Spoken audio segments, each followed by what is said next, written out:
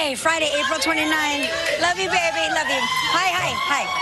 2016, calm down. We got through it. It's the weekend. Yes, it is. Oh, I love the weekend. Although they say that it's going to be cold and rainy here in the Northeast. 55 today, 55, like 60, maybe 60 tomorrow. Where did you hear that? No, tomorrow's like 61. Yeah, then the rest of the time it's in the 50s. Okay, I'm just telling you. I always thought it was going to be, this should be 70s now. I'm just feeling, 70s. That's where I need to be. Yeah. I mean, the flowers and the blooms in Central Park are so off the chain right now, guys. If you're in from out of town, and I suspect some of you are, you have to get there because it is so beautiful. And you can buy, or not buy, I mean you can just download, you can listen to people tell you, there's an app that you can listen to people tell you, you know, when the puppet theater was built and what certain trees are and when they made the merry-go-round and all of these different little you can take a walking tour of Central Park and it's free. I mean, come on, free. In the city, there is nothing free. That's it. That's all we got. And you know, speaking of being in the park, have you anybody here bird watcher? Yeah. I love birds. You can.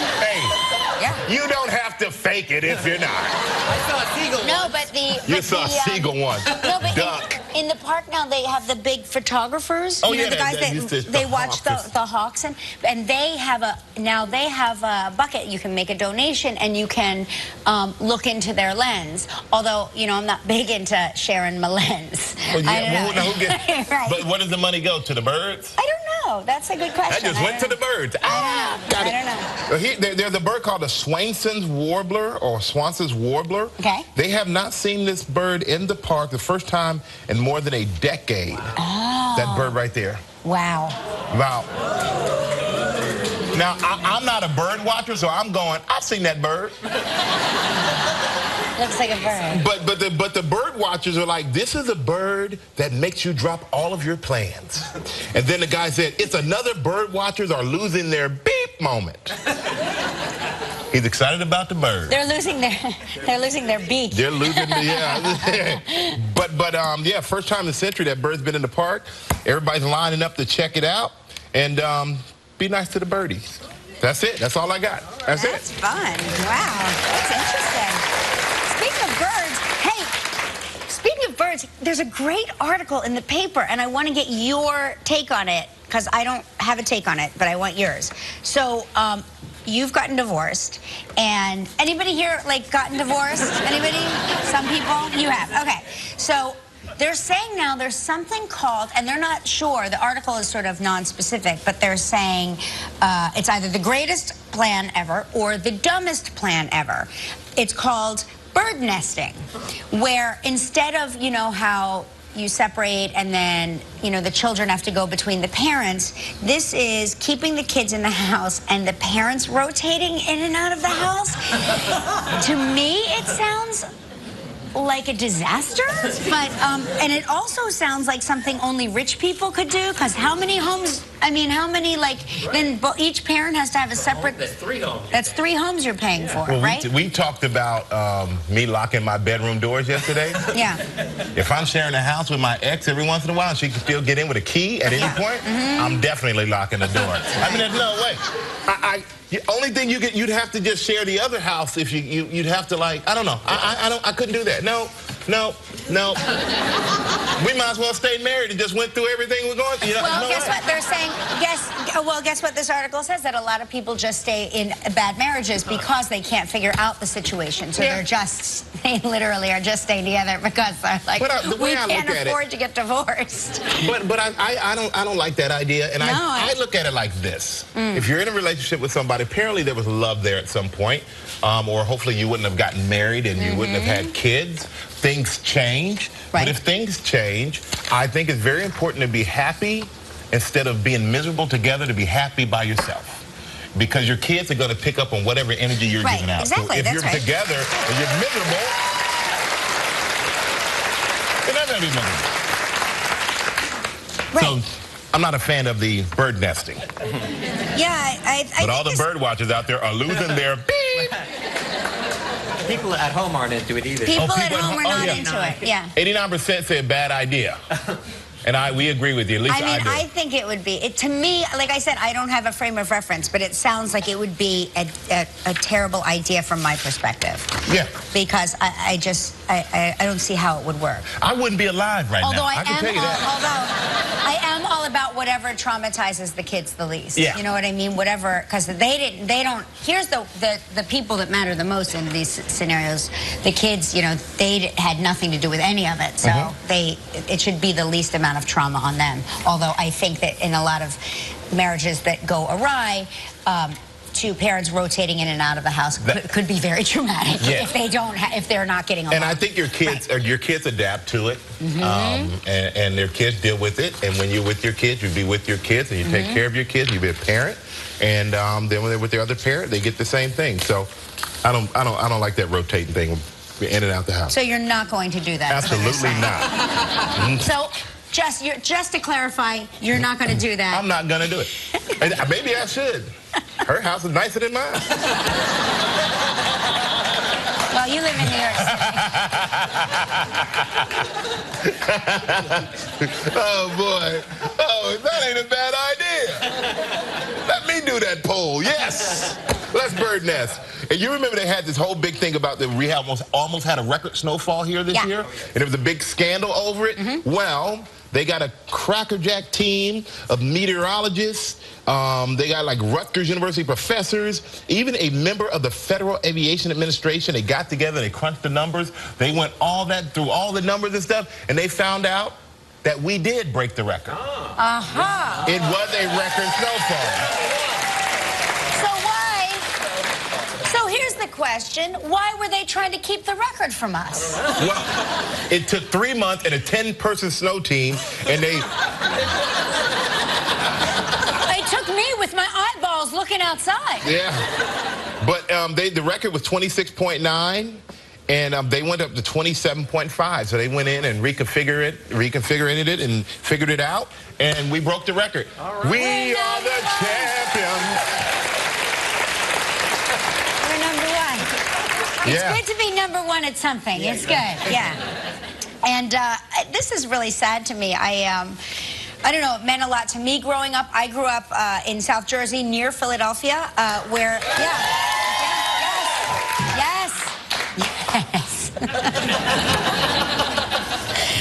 So, you know, the creator of the Mr. Softee song died.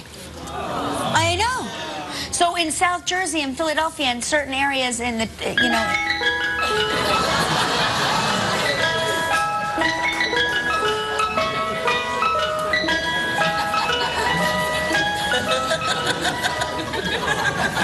Boy, the timing is so great, guys, up there. And we had to stop it after that long, or we would have had to pay him. Yeah, that's right. Pay their family. So, he was like, cut that off. He was 94 years old. His name is Les Wass. He was 94 years old.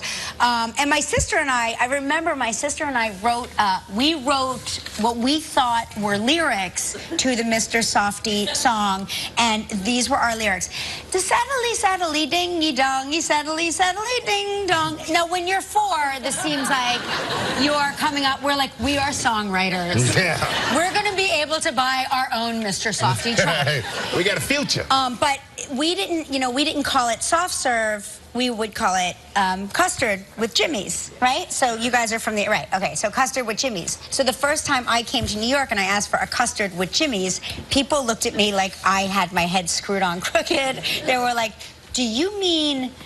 They thought I wanted a donut. They weren't sure what I wanted. See, I didn't really hear that. So, I mean, I remember the Ice Cream Man. You know, the jingles.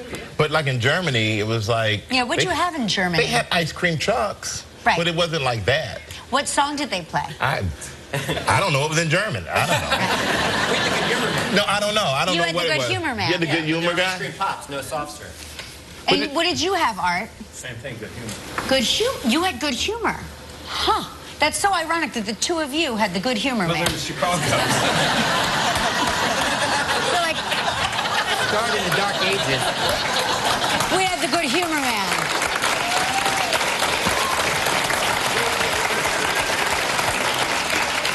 We used to go to see the Good Humor Man.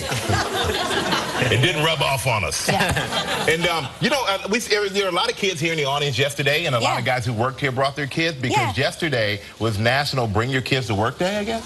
It was? Yeah, take your kids to work day. Well, maybe not national, but somewhere. People are taking their kids to work. I was going to say, my kids didn't hear about that. No, they said take your child to work day. It's a wonderful day at the office for everyone not responsible for a small child. Right. So if you're responsible, it's really like a lot of pressure. And at NPR radio, this kid apparently got in there, and somehow this kid's fingers just hit the right buttons at the right time, and they went silent on the West Coast for like a minute or so. And now it is like, I wonder what this does. Yeah, exactly. And they're not saying who did it, but it's like National Take Your Kids to the Unemployment Line Day now. Could you imagine if your kid's the one who did that and you're like, Jimmy! Jimmy's banned from the studio now. But like a minute is a long time, too. It's a long time in TV and radio to sit there in silence. Oh, my gosh. People don't even understand it. They have no idea. Like, I mean, if we were to sit...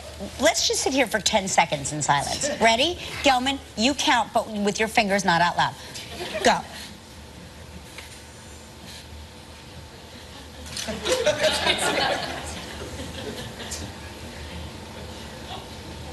Okay, we did it. We made it.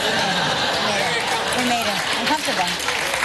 Uncomfortable. Just switch the channel. Uncomfortable silence. Oh, you think people switched? I did. Oh, you did? You switched the channel. What are you watching?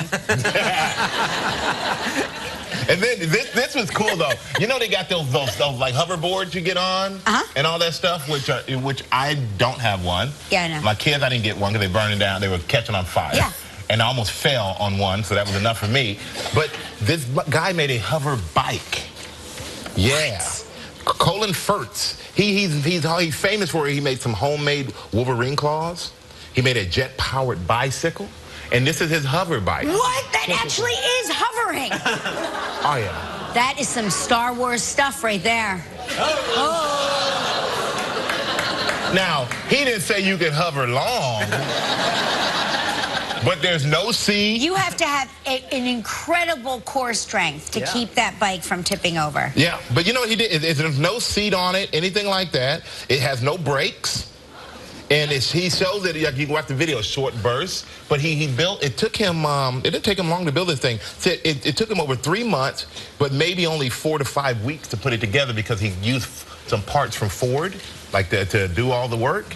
And he had to wait for those parts over the course of 3 months. I find that incredible. Don't you find that incredible that he built that? Like, innovation is such... I mean, one day our kids will be begging us for that for Christmas. I know. So we have Colin to thank. Thank you, Colin. Yes, thank you. As long as it doesn't catch on fire and I can keep it in the garage, we're good. But I like that. That's a cool invention. I really like that. And I gotta... And really quickly, on the sports side of things, the Mets are on a nice 6-game. They've been on a 6-game run. Got to give up for the Mets. And we had 4 Mets players and their wives here yesterday. Oh, you're kidding. Logan Verrett, Kevin Plawecki, Jim Henderson, and Travis Deonard. They were here yesterday. We must be good luck to those guys. They brought their wives. So I want to say good luck to those guys. Did you recognize them in the audience? Yeah. Oh, yeah, I recognized them and I saw them after the show. Me too. And then we own the hockey team, the Islanders, Shuley's favorite team. They went down and beat Tampa Bay. They beat Tampa Bay. I mean, no, who the heck did they beat? They're 1-0 in the second round of the playoffs, okay? Yeah, Tampa Bay Lightning, I want to say. But they have not been past the first round since 1993. 23 years later, they have made it to the second round. They're up 1-0 after being, you know. So I got to shout out our local teams that they're doing well. I got to throw that in there. I don't know. This lady and I, we're like, looking at each other. She's like, I don't know. I'm like, I don't know either. I don't know. I don't know. But it's good if to you're learn looking to us to come up with names of other teams, not in New York. Well, you know, you got to throw a little bit of everything, all the flavor here. Yes, Shuley's very excited about that. By the way, we should wish Shuley a very. She's having a special weekend. She's not with us today. She's having her college reunion with a group of girlfriends, her like college roommates, and a whole group, and they're having a great time. So we want to wish them all the best and have so much fun with that. Yes. When I see. She was showing me a picture of her and her roommates in college. They look like they're going away to like 4th grade sleepaway camp. Yeah. Did kids used to go to college younger than they do now? I don't know, because they look like they're in. They look like they're a pack of like really young kids. Yeah, big hair. Big hair. Big hair don't care. You know what I'm saying? Well, we have a big show today, everybody.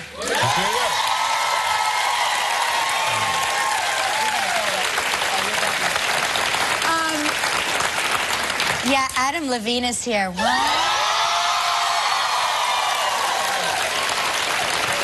And from the new film Keanu, Jordan Peele is here as well. I think I've developed allergies. Oh yes, no, they're saying it's going to be a bad allergy year. Well, I've never had allergies, but I'm like my eyes are really. Oh, you should take get him one of those the pills that you give me that make me like kooky. I'm good. So what's it called? All right, everybody. They make I'm good. I'm not taking anything out of his pocket. Sudafed. Yeah. They make, you know, they make crystal meth out of it. They do. No, they do. This keeps going downhill the more we talk about it. Like, listen, I watch Breaking Bad, and Gelman has given me Sudafed when I had does it make you drowsy?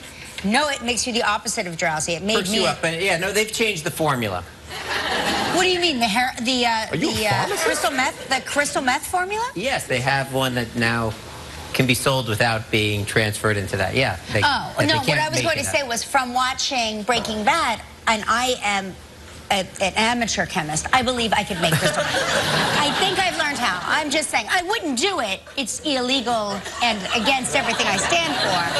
But it's nice to know that you have a skill set that most people don't have. Anyway, I digress. Let's get back to trivia. All I said is I think I developed allergies. But here we go.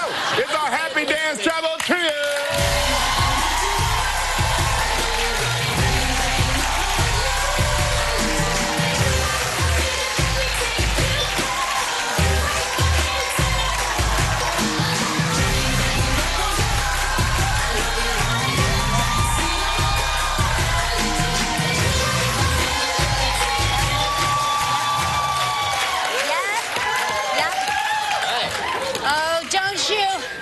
Don't you wiggle your fanny pack at me, Chase Keanu. From Oklahoma City, Oklahoma. That was incredible. You liked it. Yeah, I liked every second of it. Yeah. Chase did a spin move, and I thought that fanny pack tipped him off balance. Yeah. He almost went down. Good save. That's why you grabbed that right knee. I know. Chase, let me ask you a question. What do you keep in there? You want to see? No. We're good. I have a Pop-Tart. A Pop-Tart. Yeah? A Pop-Tart. My cell phone. My charger. My pecans. Yeah, something dropped out on the floor. My keys. My tickets. That's a lot of... Boy, that bag is as deep as it is useful.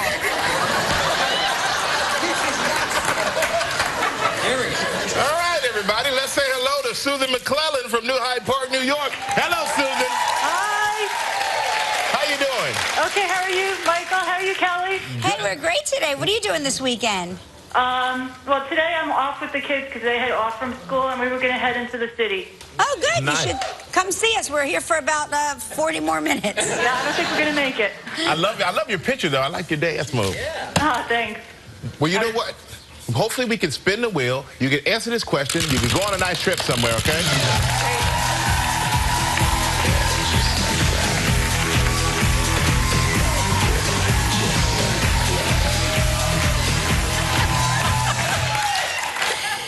The St. James's Club at Morgan Bay, St. Lucia. Oh, my gosh, Susan.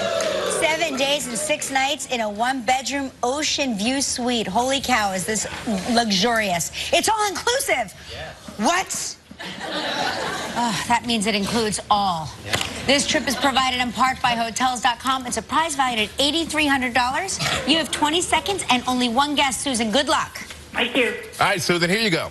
On yesterday's show, we talked with Kate Hudson. On the set of what film that he directed, did Kate say she first met Gary Marshall? She said she met him on Overboard. You got it. Congratulations. You and a guest will enjoy 7 days and 6 nights at the St. James's Club, Morgan Bay. The St. James's Club, Morgan Bay is set amid 25 acres of colorful hillside gardens on the northern coast of St. Lucia. This all-inclusive beachfront resort offers stunning ocean and garden views, nightly entertainment, 4 restaurants, and a host of land and water activities, including 4 freshwater pools, tennis, sailing, kayaking, and more. Your prize is valued at approximately $8,300. Susan, congratulations. Thank you. Enjoy it. Now you get to help make the day of a lucky member of our studio audience who will receive a $500 appliance package from Cuisinart. So please pick a number between 1 and 235. 20. 20. You got it right there. All right, Susan, congratulations. Congratulations, young lady. Everybody, stay right there. When we come back, the super talented Adam Levine will be here. Stella head on live from the comedy team Key and Peele, Jordan Peele. Coming up next, Adam Levine. He's the Grammy-winning frontman of Maroon 5, a talented actor, one of our favorite judges on The Voice, and he ain't so bad to look at either. Please welcome Adam Levine.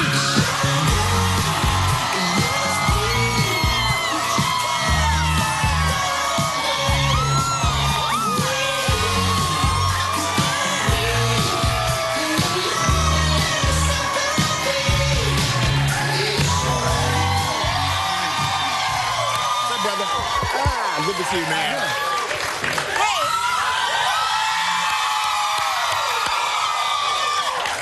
You know, you're one of these guys. You have a reaction on our audience, women and men alike. They jump up screaming. They rip off their shirts. It's really crazy. Yeah. Wow.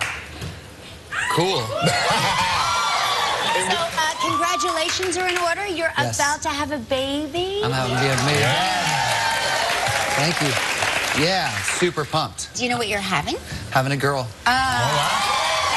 Nothing like it. Yeah. And how's Bahati feeling? How's she feeling? She's good, man. She's just been, eating a lot of weird food. Oh, yeah. What's her thing? Watermelon. That's the thing in our house. Really? Wow. Yeah, so much watermelon. I wonder what that is. Is that It's like, folic acid? Is that? I wonder what's in there. Maybe she just, really likes watermelon all the time. Yeah. Oh, it's delicious. So, I mean, I'm glad it's not like pickles or some weird thing, Have you been watching videos and stuff like that? Like, to get ready to diaper changing and all that? No, we're just going to, just jump in and just try to figure it out. So you're not nervous at all?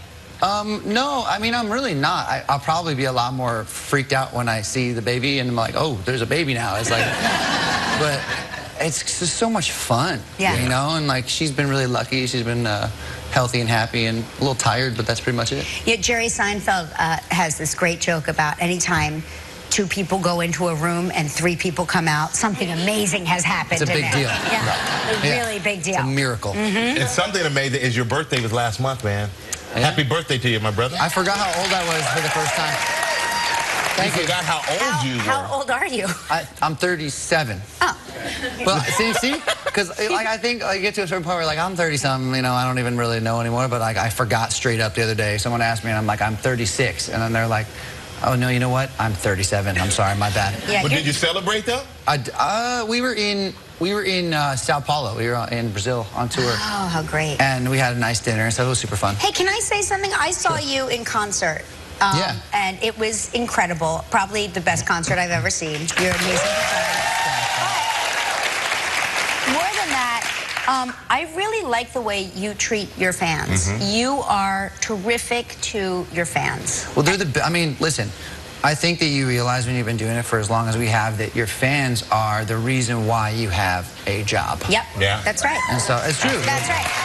Well, I like the way I was watching you, and You are really special with your fans, and Thank you.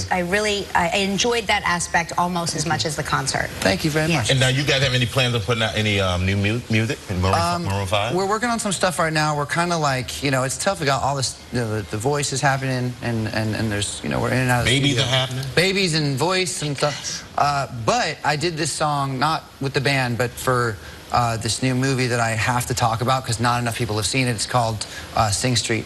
And Great movie. Yes, it's so good. Yeah. It's so good, and I'm really passionate about it because it's a small movie. And John Carney, the guy that did the movie that I was in, Begin Again, and Once, which was great too. Once, and it's one of those things. It's like I saw the movie, I was super inspired. I wrote the song, or parts of the song, and I'm just super. Please see this movie. It is. It's Good movie. so good. Yeah, you have to say it. It's really good. Listen, we have to take a commercial break. We're going to talk to you more about The Voice, and we're going to see a flashback of when Adam was a baby himself. So stick around. We are back with Adam Levine from The Voice, amongst other things. And you are a big Lakers fan, so I'm curious, did you go to Kobe's last game? I did go to Kobe's last game, and I sat down. You know how like the Laker games, there's always like famous people like in the front and stuff. And I sit down, and it's like, so with my wife, who was excited to see Kobe. She really hadn't gotten to see him very much, and I was happy she got to go to this game. I'm sitting like, there's like George Lopez, Arsenio Hall, these people here, and I just looked over at them. I'm like, 50. He's gonna drop 50 points, and they're like, yeah, right. He's 37 or 38 years old. No way. I'm like, watch. And they're watching the game, and he's kind of struggling in the beginning. He missed a few shots in the beginning. I'm like, just wait for it. It's like 20, 30, 40, 50. And then I remember George looked at me, and he's just like, it's going to happen. I can't believe it. And then like 50, and then 60. 60 points. 60 points, Kobe. Come on. And they won. Yeah, and they won. And they won. We just showed a picture. Was that from your vantage point, the photo we showed? Is that where your seats were? Because you had great seats. Yeah, we were right there. And they say so close you could trip the referee. I know, right? I mean, I had some words. I had some words for the referees for some of the games. I get talkative sometimes. You do? Have you ever been thrown out of a game? I've had a couple warnings. I'll be like, because I don't do like the mean. I don't get mean, but he'll be, because they take the ball out of bounds like right there. So I'll be like, really? Are you serious? And his back is like, shut up. Aggressively. They don't care. They'll be like, shut up. Or you aggressively passive aggressive. Yeah. Right, I'm like, you gotta be kidding me, man. You also got a new tattoo. Is that right? Somebody said you got a new tattoo. Another thing I'm starting to forget about. A big one. A huge piece of, Oh my gosh, how did you forget that? That hurts so bad. How long did that take? It was like 6 months of pain, but it was worth it. I mean, I'm kind of crazy. I guess I've gone a little overboard with the tattoos, but I love it. It's cool. Does it have a meaning to you? Like, is there some significance to it? Here's what here's the meaning behind the tattoo. It's not an actual meaning, but it's like, I want to get a huge tattoo on my back. Like, what is my wife gonna be cool with? Right. Because like I ran some things past her with like some skulls and some like dark stuff, and she's like, no. No. And so finally, I'm like, she likes mermaids. So I was like, that sounds like the title of a song. Yeah. So I was like, okay, like she was down with that, and then I threw a little skull in there. The mermaid had a little skull. Yeah. So I was like, okay, I get the skull, and I get the mermaid. Everybody's happy. Yeah, everybody wins. And fascinating stuff. It's flashback Friday, man. And I think you brought us a flashback photo of yourself. I did. Well, we got something. Yes. Watch this. Oh. Are you doing laundry? Because there's a hamper there. Yeah, no, definitely not. I mean, you look like a little girl. You're so adorable. Thank you very much. Thank you. I'm not gonna lie, I was a horrible looking baby though. Like that was like the best picture ever taken of me. Because yeah, I was a pretty ugly child. I had like male pattern baldness, baby, Where like in like super dark hair, but like none here. You know what happened? A lot of people's babies flashed through my mind when you said that. I was like, don't say their names. And they're babies. Their babies aren't always cute. It's all right. They're going to be cute later, but in the beginning it can be like all screwy. When people go, every baby's beautiful, that's a lie. No. And I don't need like every angle of your baby. When they send the pictures and you're like, okay, enough. You know what my doctor told me? True. My doctor told me, because they say, oh, you know, your baby's so beautiful, and I go, you say that to all the babies? She said, no. When there's a baby that comes out that's odd, we go, what a baby! That's just so you know. That's good. That's good. That's the girl. I like that. I like that. So, we're going to take a quick break, man. And when we come back, Adam's going to give us the inside scoop on his fellow judges on the... That was me. So where are we in the competition now? What part? So is Live this is your shows favorite and part now? Top 10, I don't know, top 10? Ooh. Yes, it's the last 10. You have 2 of the remaining 10. I have 2 left, yeah. It's really now comes down to just fate kind of like getting behind people. You know, there's really only so much you can do for everybody, and people fall in love, and that's what happens. Yeah. So, what's your advice that you give them, like when they go off on their own? Like, what's the best advice that you can give them to survive in this business? Usually it's along the lines of, you know, it's going to be a lot of work all the time. This is not the end of any road. This is probably just the beginning, and kind of fight the system of the record business a little bit, because you got to kind of be vigilant about it. It's the Wild West in our business now, and just keep going. You know, try not to get defeated and deflated about it. It's tough. It's not an easy business. And one thing we love watching the dynamic between you and Blake. I mean, and then every time Blake comes here, he throws some like shot at you, some uppercut. And do you think that you can win today this year and beat Blake, because Blake thinks that's not going to happen? I like to think that I beat Blake like at life. That's right. You're winning. So like in general, he loses to me. I don't even know. I'll be honest with you. That's more than an uppercut. You grabbed the heart and pulled it straight out. Yeah. No, you know, he's my favorite person to make fun of. Yeah. It's like your brothers. It's, you know, when we started the show, we didn't really fight. You know, if we were to go back and watch it, we were much more cordial, and we were friends, and we were like instant friends. And then we kind of caught on to this thing like, well, they love it when we fight. Yeah. So then it became this kind of thing where he can't hurt my feelings and I can't hurt his. Right. And when you have that kind of trust with someone in a friendship, you can say literally anything. Yes. On television right now, I can say that he's the dumbest, worst human being on earth. And it's funny to you guys. Well, wait for the rebuttal. Listen, we have a baby present for you. Ooh. Yes, we have a baby present. This one's really special because it's a limited edition collector's item T-shirt. Yay! It looks so soft. It's so soft. And good luck with the baby. Congratulations, man. The Voice. Happy birthday. And make sure you check out The Voice with Adam Levine, everybody. And Peele. Come on, get it, girl.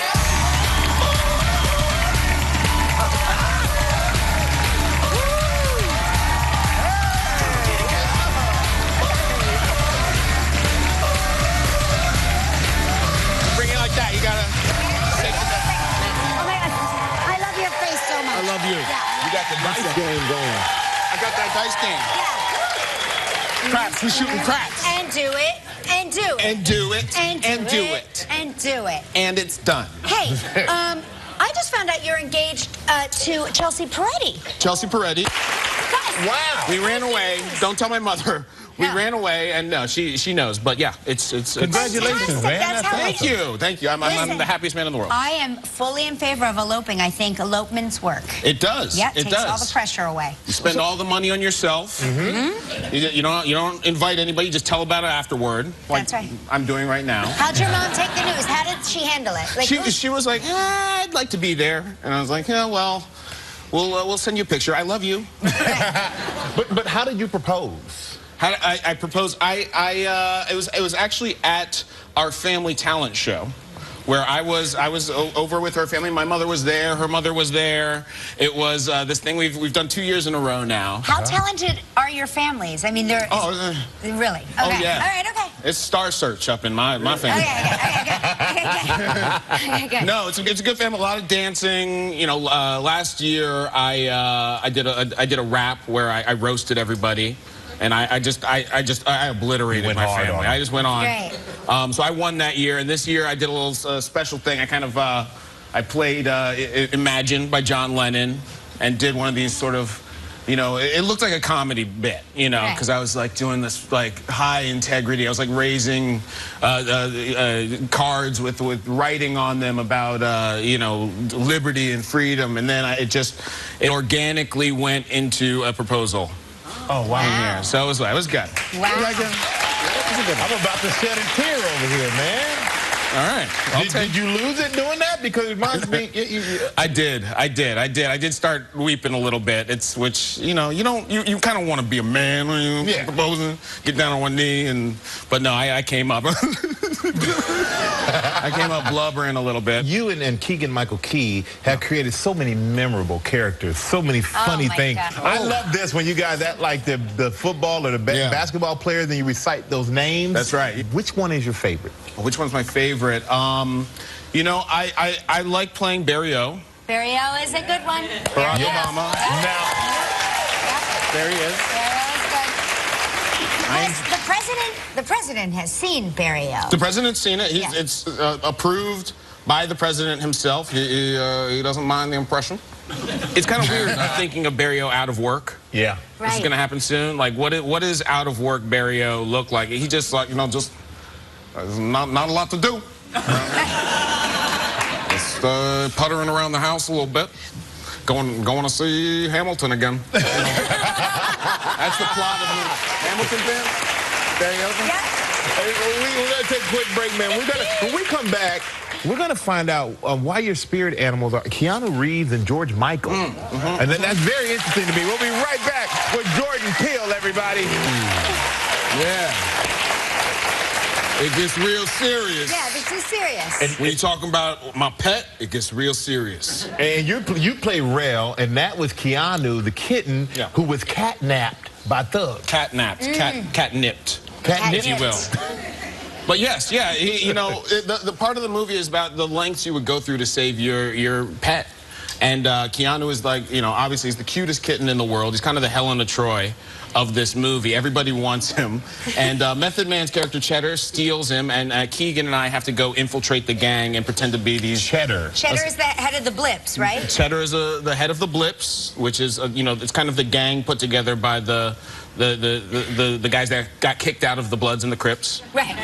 The Blips. I love it. They're not the brightest tools in the shed. Let me ask you a question. So you've got Keanu, the kitten. Yeah. How many kittens play Keanu? And two-part question.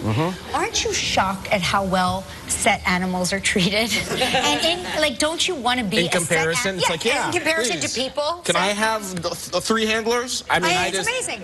No, it's great. There were 7 kittens that played Keanu. Wow. Each one of them had a certain set of skills, as Liam Neeson might say.